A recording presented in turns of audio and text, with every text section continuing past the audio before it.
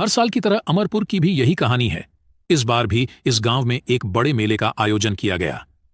अगले दिन मेला शुरू होने वाला था। हर बार की तरह नए नए झूले, खिलौने, मिठाई, चाट के गोलगप्पे भी अपनी दुकानें सजा रहे थे। लेकिन इस बार भी गांव के लोगों का ध्यान मौत के कुएं के खेल पर ही लगा रहा।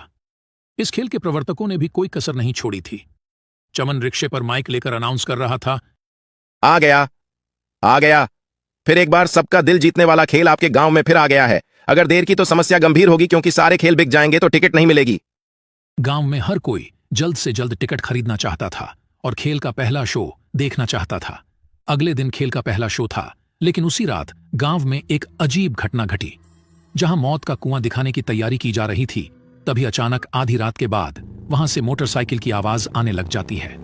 अचानक बच्चा बोलता है, पापा पापा जागो, देखते नहीं, मौत के कुएं का खेल शुरू हो गया है, देखते नहीं। बेटे की आवाज सुनकर दोनों जाग जाते हैं। अरे क्या हुआ रमेश, इतनी रात को जाने की बात कर रहे हो? माँ, हमने तो उस मौत के कुएं का टिकट ले रखा है, देखते नहीं वो खेल शुरू हो गया है। मोटरसाइकिल की आवाज आ रही है ना। अभी रात है, वो खेल कल शाम से शुरू होगा। पर ये आवाज कैसी है मम्मी? अरे कुछ और आवाज होगी, चलो सो जाते हैं। रमेश सो गया, लेकिन जैसे जैसे रात बीत रही थी मोटरसाइकिल की आवाज बढ़ती जा रही थी। कुछ देर बाद मोटरसाइकिल की आवाज आनी बंद हो गई और वहां से एक महिला और बच्चे के रोने की आवाज आने लगी। वह आवाज गूंजी और उसके माता पिता जाग गए। इस बार उन दोनों ने भी उस आवाज को सुना। वे सभी बहुत डरे हुए थे, स्थान पर जाना चाहते थे, लेकिन वे हिम्मत नहीं जुटा पा रहे थे। अगली सुबह जब उन लोगों ने यह बात गांव वालों को बताई, तो किसी ने भी उनकी बातों पर ध्यान नहीं दिया, क्योंकि उनके अलावा किसी ने वह आवाज नहीं सुनी थी। शायद ऐसा इसलिए भी था क्योंकि उनका घर मेला के मैदान के पास ही था। उसी दिन शाम को महेश, उसके मम्मी पापा मेला देखने गए। चारों तरफ लोगों की भीड़ थी। कोई झूले पर बैठकर चिल्ला रहा था, कोई हाथ में नए नए खिलौने लिए मुस्कुरा रहा था, कोई जलेबियां देखकर लौट रहा था, कोई गोलगप्पे की दुकान पर गिने बिना गोलगप्पे खा रहा था। पर महेश को इंतजार था मौत के कुएं का। खेल शुरू होने पर भी काफी लोगों की भीड़ लग गई। लोग खेल शुरू करने के लिए कह रहे थे, तभी गाड़ी स्टार्ट करने की आवाज आई। गाड़ी चालक एक्सीलरेटर पर एक्सीलेटर बढ़ा रहा था। पूरे मेले में गाड़ी की आवाज गूंज रही थी। गाड़ी की आवाज से दर्शक उत्तेजित हो रहे थे। कई लोग सीटियां भी बजाने लगे। लेकिन इसी बीच लोगों ने देखा कि एक छोटी सी बच्ची मौत के कुएं में बैठी रो रही है। लोग चिल्लाने लगे, ये किसकी बच्ची है? इससे पहले कि कोई उस बच्ची को बाहर निकालता, लोगों ने देखा कि अचानक एक महिला भी कुएं के अंदर आ गई। उसका चेहरा काफी डरावना लग रहा था। वह लड़की जाकर उनकी गोद में बैठ गई। लोगों ने देखा कि जब वह रो रही थी तो उनकी आंखों से आंसू की जगह खून निकल रहा था। कुछ ही देर में दोनों उड़ते हुए बाहर आ गए। जिसने भी यह देखा वो जोर जोर से चिल्लाया, भूत भूत, अरे भूत। यह बात उसके कर्मचारियों द्वारा मौत के कुएं के मालिक तक पहुंची तो वह बहुत क्रोधित हुआ और बोला, ये क्या बकवास है? और तुम लोगों ने कैसा भूत प्रेत लगा रखा है? सारा मेला लगा हुआ है क्या? यहाँ भूतों को रखा गया है? पर लगता है तुम लोग काम नहीं करना चाहते, बस मुफ्त के पैसे चाहिए। चलो अगले शो की तैयारी करते हैं। लेकिन अगला शो भी पूरी तरह खाली रहा, क्योंकि अफवाह फैल गई थी कि कुएं में भूत है। अब मालिक का गुस्सा 7वें आसमान पर पहुंच गया और उसने अपना गुस्सा अपने कर्मचारियों पर निकाला। उसी रात जब मालिक गहरी नींद में था तो उसने तेज रफ्तार से गाड़ी चलाने की आवाज सुनी। उस आवाज से वह गुस्से से बुदबुदाने लगा। जैसे ही वह वहां पहुंचा, उसने जो देखा उसे अपनी आंखों पर विश्वास नहीं हुआ। उसने देखा कि एक आदमी लगातार मौत के कुएं में गाड़ी चला रहा था। उस आदमी ने अपना सर नीचे कर रखा था। मालिक ने उसे आवाज लगाई, लेकिन गाड़ी चालक ने कोई जवाब नहीं दिया। उधर ये आवाज आसपास के पूरे गांव को सुनाई दी। हर कोई सोच रहा था कि इतनी देर रात ये कैसी आवाज आ रही है। सबको डर लग रहा था।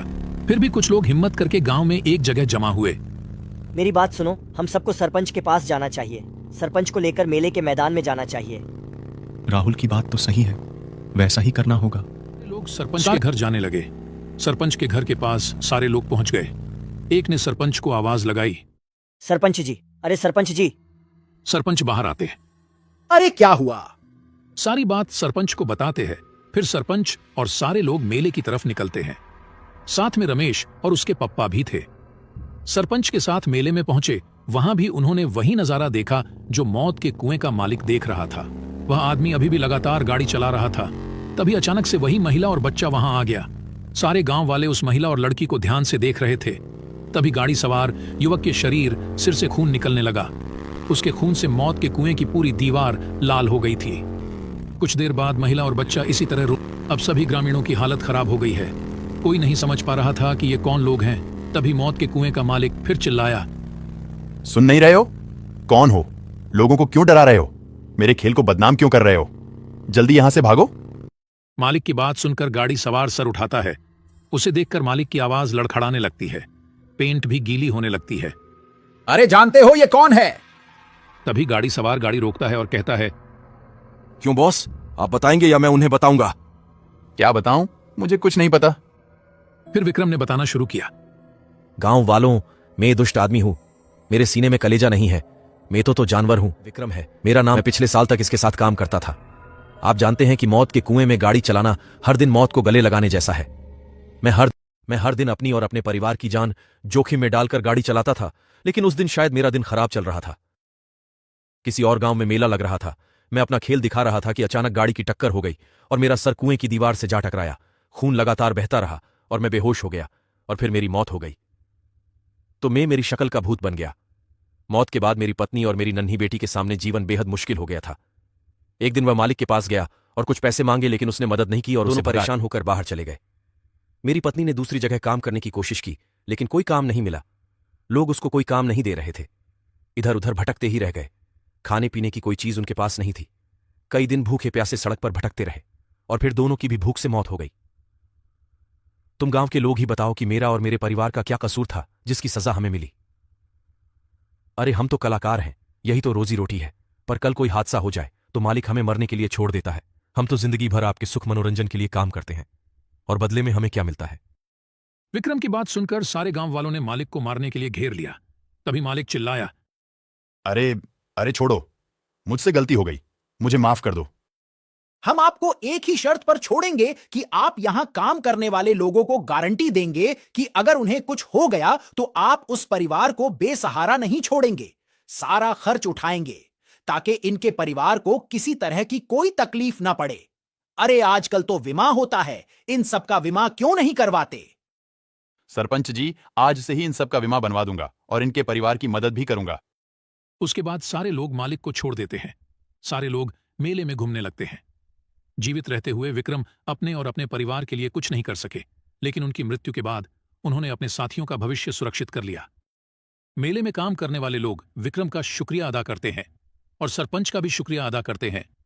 दोस्तों, इस कहानी से हमें यह सीख मिलती है कि हमेशा गरीब लोगों की मदद करनी चाहिए।